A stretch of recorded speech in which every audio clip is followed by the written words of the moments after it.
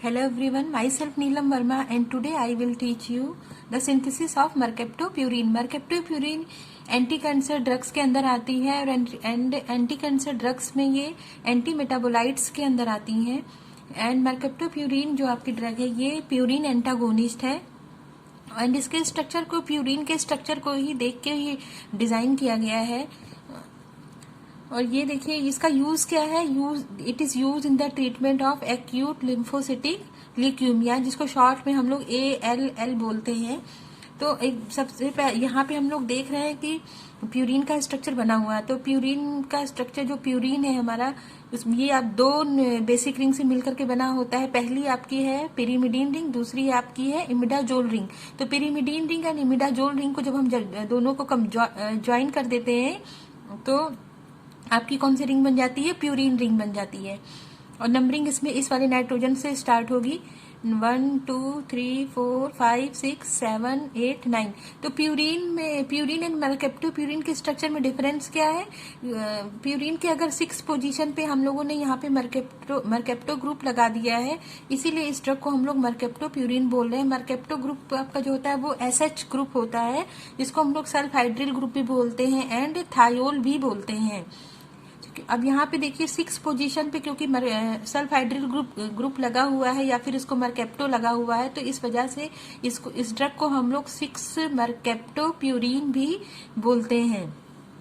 और ये 6 mercaptopurine ये क्या करती है, आपकी प्यूरिन की बायोसिंथेसिस का जो पाथवे है उसको इनहिबिट करती है।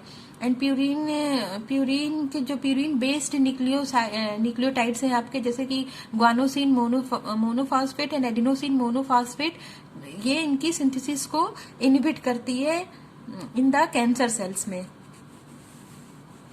अब हम लोग इसकी सिंथेसिस देखते हैं। यहाँ पे देखिए आपका स्ट्रक्चर बना हुआ है। सबसे पहला आपका हाइपोजेंथीन बना हुआ है यहाँ पे।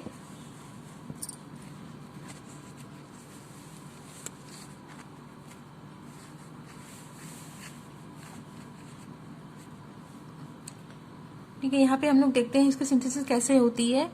तो बेसिक जो आपका इसमें बेसिक रिंग है वो आपकी सारे स्ट्रक्चर में प्यूरिन ही रहेगी। अगर केवल मॉडिफिकेशन हुआ तो सिर्फ केवल वो आपका 6 पोजीशन पे।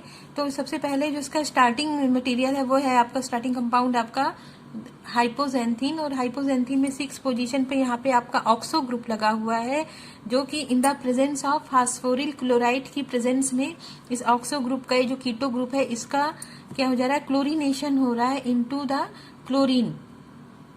तो hypoxanthine in the presence of phosphoryl chloride and pyridine की प्रेजेंस में क्या हो रहा है, हमारा बन रहा है 6 क्लोरोप्यूरिन, क्योंकि यहाँ पे अब प्यूरिन में हम लोगों का 6 पोजीशन पे यहाँ पे आपका आ गया क्लोरीन एटम, क्लोरीन आ गया, इसलिए हम लोग बोलते हैं 6 क्लोरोप्यूरिन। अब इसकी रिएक्शन होती है सोडियम थायोसाइनेट से। सोडियम थायोसाइनेट से जब इसकी रिएक्शन होती है तो यहाँ पे क्या होता है कि सोडियम, यहाँ का जो क्लोरीन है, क्लोरीन यहाँ पे NaCl यूज, यहाँ पे क्लोरीन और यहाँ का जो सोडियम है ये आपका सोडियम क्लोराइड के फॉर्म में ऐसे ही रिमूव हो जाता है यहाँ से। और आपका जो क्या बच रहा है यहाँ पे SCN थायोसाइनेट आपका बच रहा है, जो कि यहाँ पे इस तरीके से अटैच हो गया है। तो यहाँ पे हम लोग देख रहे हैं कि chlorine in the form of NaCl ऐसे रिमूव हो गया है, और जो बचा हुआ जो हमारा थायोसाइनेट है वो आकर के यहाँ पे 6 पोजीशन पे in the place of chlorine के यहाँ पे अटैच हो गया है, जिससे आपका जो नेक्स्ट कंपाउंड है वो आपका क्या बना है, 6 थायोसाइनेट प्यूरिन, क्योंकि 6 पोजीशन पे थायोसाइनेट, थायो मतलब होता है सल्फर और साइनेट, यहाँ पे साइनेट यूज किया गया है CN साइनाइड ग्रुप के लिए। अब इसके बाद इसकी होगी हमारी हाइड्रोलिसिस होगी। तो जो थायोसाइनेट ग्रुप है ये आपका 6 थायोसाइनेट, ये जो यहाँ पे ग्रुप है ये क्या, इसकी हाइड्रोलिसिस के बाद ये कन्वर्ट हो जाएगा आपका SH में, एंड SH को हम लोग क्या बोल रहे हैं यहाँ पे mercapto। तो हमारी लास्ट में सिंथेसिस हो जाएगी 6 mercaptopurine की। तो हम लोग अगर इसकी एक बार ऐसे सिंथेसिस ऐसे हम लोग ओवरव्यू इसका देखें तो हम लोग क्या देख रहे हैं कि जो हमारे यहाँ से देखिए first step, second step and third step, 3 step में इसकी सिंथेसिस हो रही है।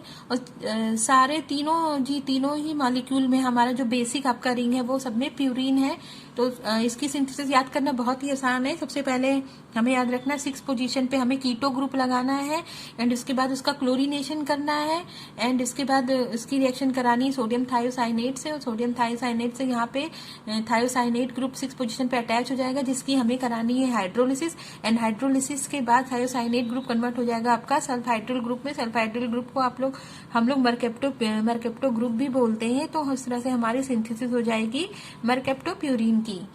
और ये क्या है, हमारी प्यूरिन एंटागोनिस्ट एंड इनहिबिट करती है कैंसर सेल्स में जो भी न्यू डीएनए बन रहे हैं हमारी, उनकी सिंथेसिस को ये इनहिबिट करती है। Thank you.